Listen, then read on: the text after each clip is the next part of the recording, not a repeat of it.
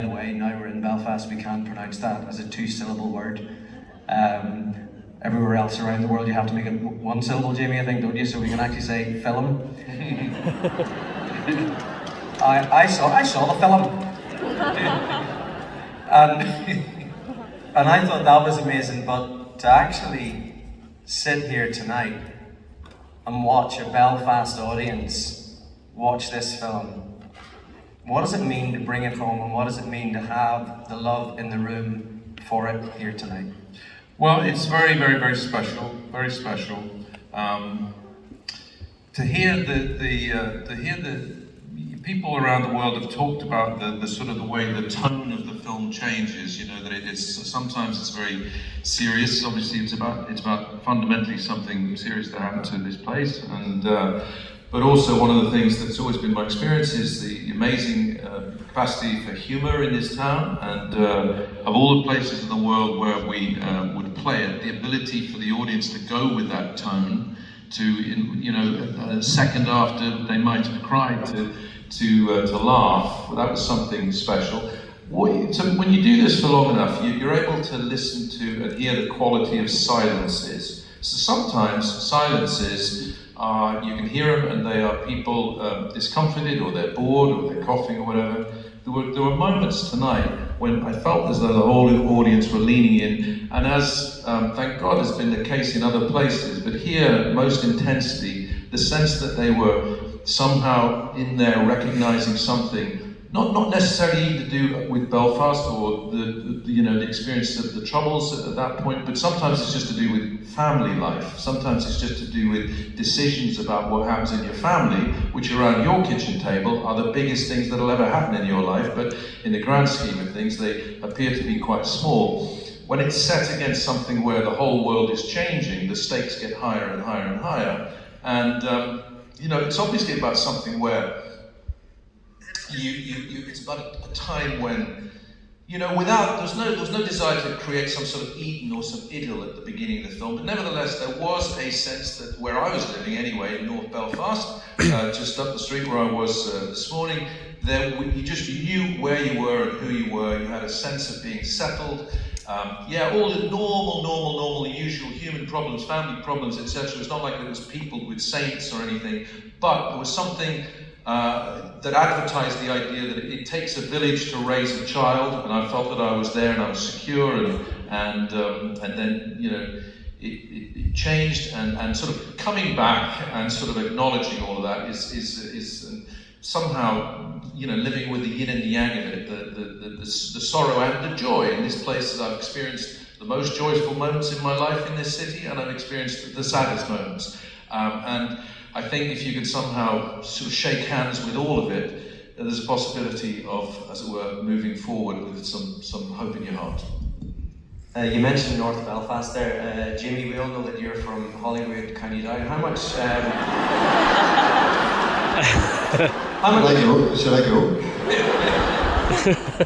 How much research did you have to do to play out? Working class.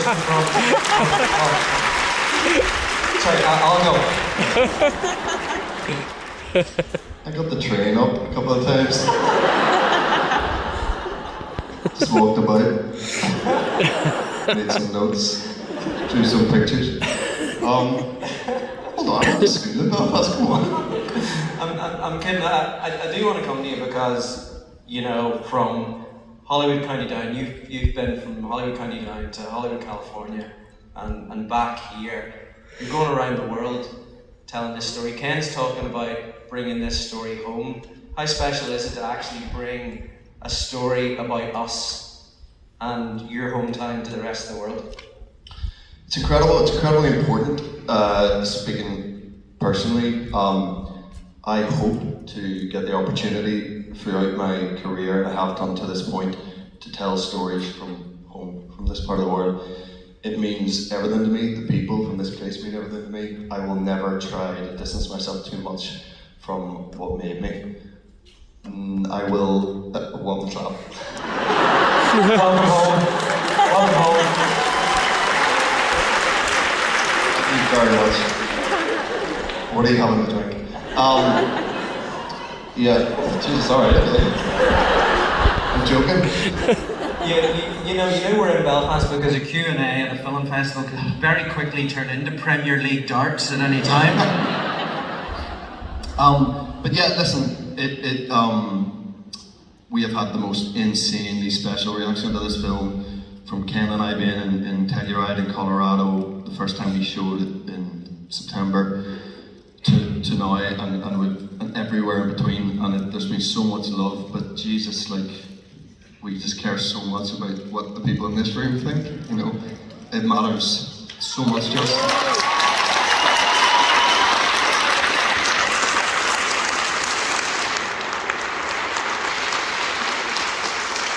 I think we know tonight what the people think about this film. And can I just say to you, Katrina, I know you're from Monaghan, but after seeing you for an hour and a half playing a Belfast mummy, can I just say on behalf of everybody here, welcome home. Thank you.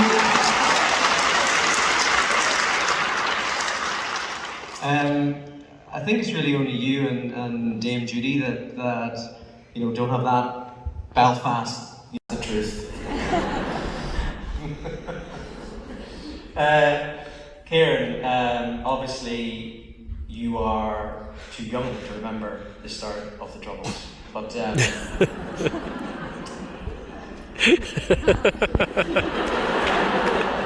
go on. But like a lot of us here, you'll remember the dark days in this time. Did you realise what you guys were doing when you were making this? That the redemption that you were going to give people here and show the fact that ordinary life was going along side by side with the world betraying us in a different way. How important was that to show the humanity that you brought to this?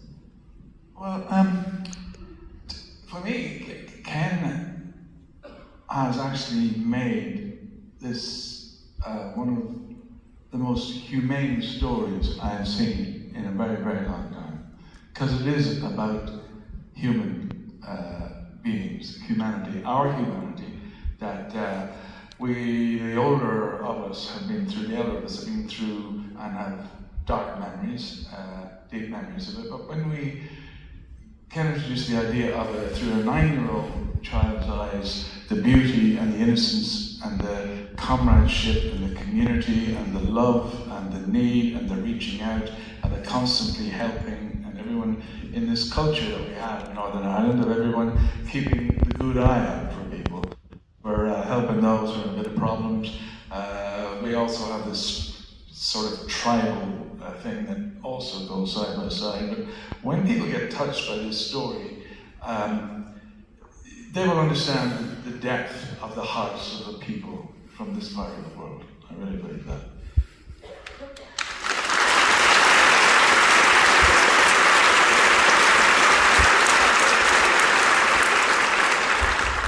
The other thing I think for all of us is that, you know, you playing pop is kind of a win-win for you and for us, because we get to see such a beautiful performance by you, but you actually pretty much get to play with everybody in the cast. And then you also have that little Brucey bonus of you got Dame Judy to herself as well. So I'm going to ask you a very Belfast question here.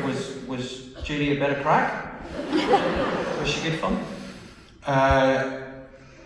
Take this whichever way you like. Judi Dench is a rebel.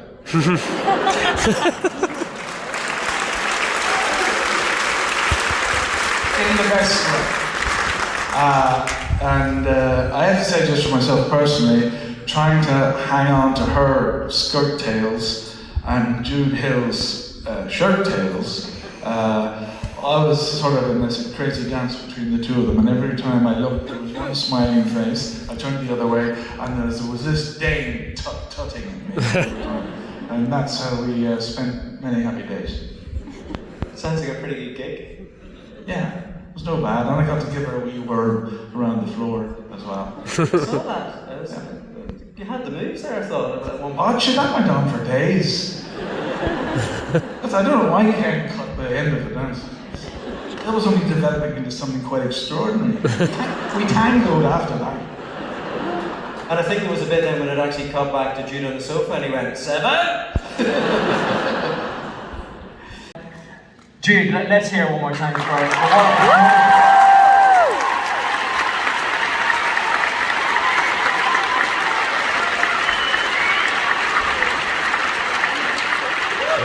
So Jude, look, we're just going to cut to the money shot here.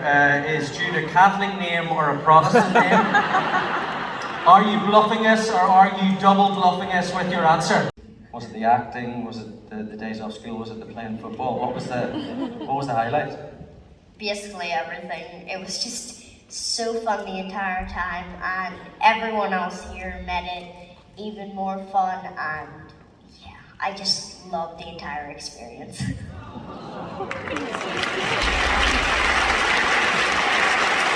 Jimmy, that's how you do it, okay? That's how you do it when we come to you, okay? Hey, don't Q&A.